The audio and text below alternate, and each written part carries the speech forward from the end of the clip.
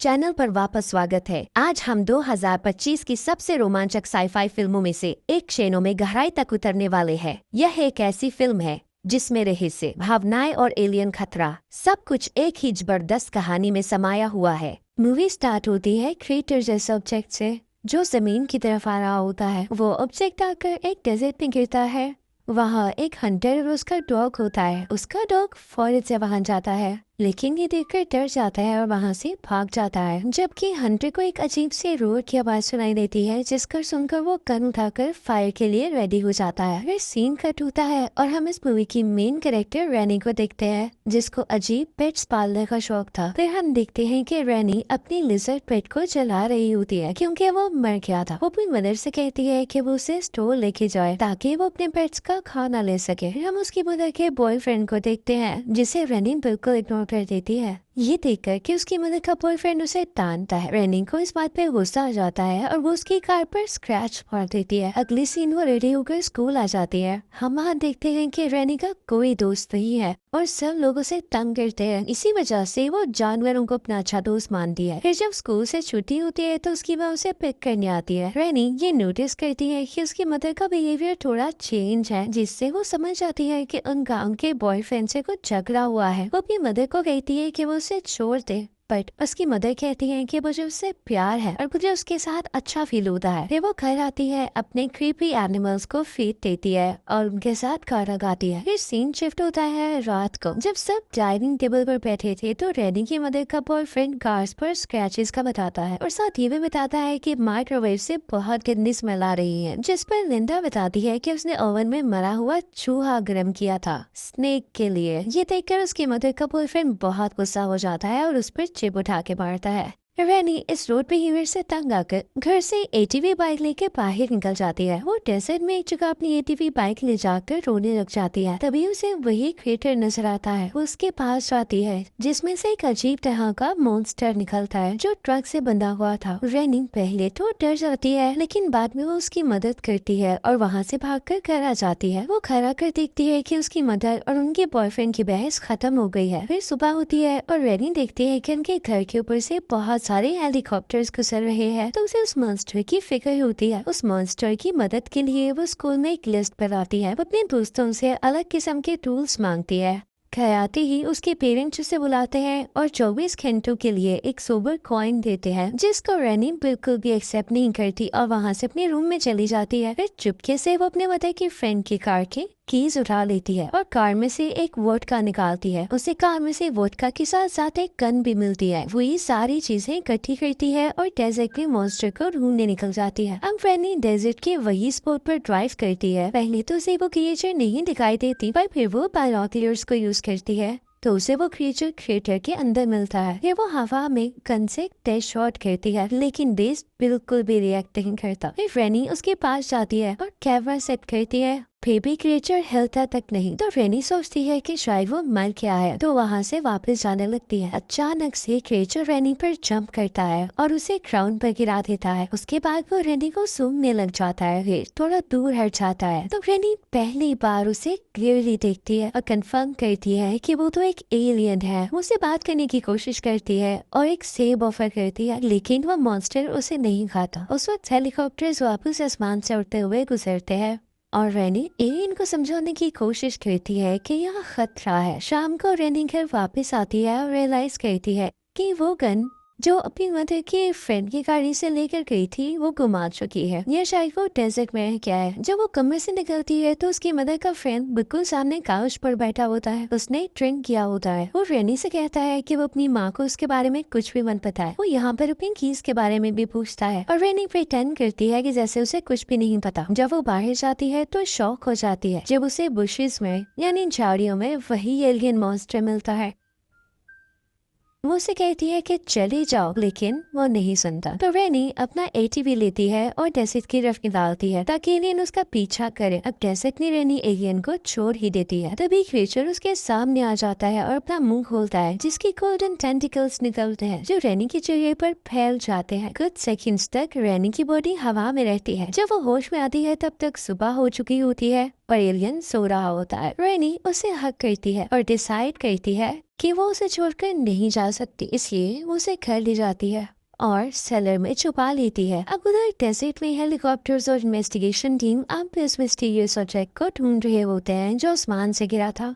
फिर यहाँ पर सीन शिफ्ट होता है। घर में दिखाया जाता है कि रेनी स्कूल जाने के लिए ड्रामा कर रही है और अपनी मदर को कॉल करके कंफर्म करती है कि वो काम पर गई हुई है ताकि रेनी उस एलियन को अपने घर पर लेकर आ सके। अब रेनी उसको अपने घर में ले आती है और उसे खिलाने की कोशिश करती है, लेकिन वो कुछ भी नहीं खाता। रेनी उसका नाम क्रॉक रखती है। जब रेनी गाना गाती है तो क्रॉक के स्किल्स हिलने लगते हैं जैसे वो एंजॉय कर रहा हो। अब रेनी सोचती है कि या तो ये एंजॉय करे या तो ये शुद्ध डर क्या है, तो वो उसे हक कर लेती है और सिक्योर फील करवाती है। वो दोनों बैठकर टीवी देखने लगते हैं, लेकिन जैसे उसे पता चलता है कि उसकी माँ घर आती है तो वो पैनिक हो जाती है। वो चुपके से अपने नए दोस्त के साथ बाहर निकल जाती है। रेनी की मदर अंदर आकर घर का मेस देखकर टेंशन में आ जाती है तो अपनी मेडिसिन लेती है ताकि वो काम हो सके। तभी रेनी और क्रॉक जल्दी से सेलर की तरफ आते हैं और इसी बीच रेनी का दोस्त घर आता है अपना कैमरा लेने के लिए। उसकी माँ उसे अंदर जाने देती है और कहती है कि वो रेनी के बेडरूम में जाके ले ले। उसका दोस्त वहाँ जाके रेनी के मरे हुए फादर की एक तस्वीर देखता है। फिर दूसरी तरफ हम देखते हैं कि रेनी क्रॉक को छोड़कर वापस घर जाती है और अपनी माँ से कहती है कि वो स्कूल नहीं गई क्योंकि वो ठीक महसूस नहीं कर रही थी। जब रेनी अपने कमरे में जाती है तो उसे पता चलता है कि उसके दोस्त ने क्रॉक का वीडियो देख लिया है। रेनी कहती है कि वो बस एक जानवर था जो उसे डेजर्ट में दिखा था। वो कैमरा उससे ले लेती है और तब उसे पता चलता है कि उसके दोस्त ने टेप चुरा लिया है। दोनों उसके लिए लड़ते हैं आपस में। उसका दोस्त उसे कहता है कि देखो रेनी, मैं जानता हूँ कि तुम सच नहीं बोल रही हो, मुझे सच बताओ वरना वो टेप मैं पुलिस को दे दूंगा। तब रेनी अपने दोस्त को सेलर में ले जाती है। क्रॉक लड़के पर अटैक करने की कोशिश करता है, लेकिन रेनी उसे सिखाती है कि काम डाउन, वो सिर्फ मेरा दोस्त है। जब क्रॉक उसके फ्रेंड को स्मेल करता है तो वो बेहोश हो जाता है और उसके पैंट्स गीले हो जाते हैं। अब कुछ देर बाद उसका दोस्त होश में आता है। रेनी क्रॉक को पेट करती है और गाना गाती है जिससे उसके स्केल हिलने लगते हैं। ये देखकर उसके दोस्त को यकीन हो जाता है कि ये एलियन तो फ्रेंडली है। अब उसके बाद उसका दोस्त टेप वापस रेनी को दे देता है और प्रॉमिस करता है कि वो ये सीक्रेट किसी को नहीं बताएगा। लेकिन दोनों को नहीं पता चलता कि उनके पास एक एजेंट छुप कर उनकी बात सुन रहा होता है और उनकी फोटोज ले रहा होता है। शाम का वक्त दिखाया जाता है। रेनी सेलर से कुछ अजीब आवाजें सुनती है। वो नीचे जाती है और अपने एलियन दोस्त के लिए गाना गाती है। वो एलियन दोस्त को खिलाने की कोशिश करती है, लेकिन उसे कोई भी खाना पसंद नहीं आता। नेक्स्ट डे लंच के टाइम रेनी का दोस्त कहता है कि ये मॉन्स्टर एक डायनासोर की तरह है जिसे जरूर हंटिंग करना पसंद होगा। शाम को दोनों रेनी और उसका दोस्त एलियन दोस्त को कहीं लेकर जाते हैं ताकि वो शिकार कर सके। वहाँ कुछ पेग्स थे। मॉन्स्टर ने उनका शिकार किया और फाइनली खा लिया। रेनी खुशी से अपने दोस्त को हक करने लगती है, लेकिन एलियन दोस्त घूमकर जोर से रोर करता है और वो दोनों को टच करने नहीं देता। रात होती है। जब रेनी एलियन दोस्त को वापस सेलर में छोड़कर अपने कमरे की तरफ जा रही होती है तभी रेनी की मदर का बॉयफ्रेंड ड्रंक हालत में आता है। वो उसके बाल पकड़कर उसे सोफे पर फेंक देता है और अपनी गन के बारे में पूछता है। रेनी झूठ बोलने की कोशिश करती है, लेकिन वो समझ आता है। अब मजबूरन रेनी एक्सेप्ट करती है कि गन खो गई है। मदर का बॉयफ्रेंड गुस्सा हो जाता है और कहता है कि रेनी उसका रिस्पेक्ट नहीं करती क्योंकि उससे डर नहीं लगता। डरी हुई रेनी भागने की कोशिश करती है, लेकिन वो उसे पकड़ लेता है। रेनी उसका हाथ तो काट लेती है अपने आप को बचाने के लिए, लेकिन साथ में डरी हुई भी होती है।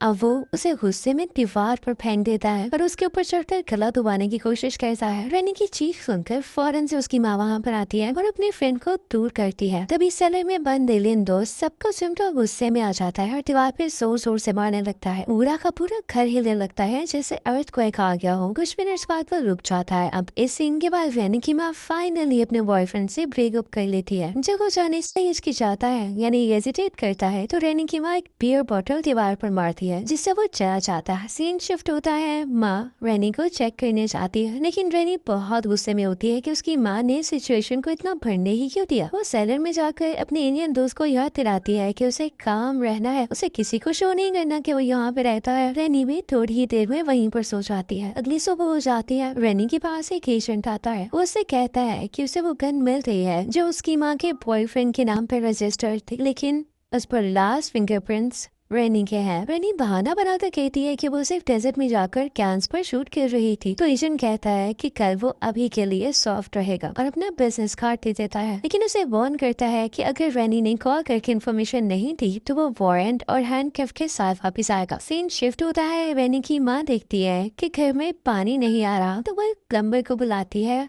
जब प्लम्बर सेलर में जाके प्रॉब्लम सही करता है तो उसे एलियन देख जाता है। वो शॉक हो जाता है और डर के मारे अपने टूल से उस पर हमला कर देता है, जिसकी वजह से एलियन उसे काट लेता है। अब डरा हुआ प्लम्बर अपनी वैन में बैठ के भाग जाता है, लेकिन दर्द और घबराहट के चक्कर में उसकी वैन क्रैश हो जाती है। दूसरी तरफ हमें दिखाया जाता है कि रेनी स्कूल से घर आती है तो माँ उसे बात करने की कोशिश करती है, लेकिन रेनी गुस्सा करती है और अपनी माँ को हर गलती के लिए ब्लेम करती है। रेनी सेलर जाती है और देखती है कि फ्लोर पे ह्यूमन ब्लड पड़ा हुआ है। एलियन भी इंजर्ड है और वो भी ब्लीड कर रहा है। तो वो फाइनली डिसाइड करती है कि वो एलियन दोस्त को घर में और नहीं रख सकती। सीन शिफ्ट होता है यहाँ से रेनी के दोस्त पर, जिसके पास एक एजेंट आता है और उसे कुछ इन्फॉर्मेशन निकलवाने की कोशिश करता है। शाम के वक्त रेनी अपनी एटीवी लेकर डेजर्ट की तरफ निकल जाती है और अपने एलियन दोस्त को पीछे फॉलो करने के लिए कहती है। वो एलियन तो इतना तेज भागता है कि एटीवी से भी आके निकल जाता है। थोड़ी देर के बाद दोनों एक जगह रुकते हैं जहाँ रेनी का दोस्त मिलता है।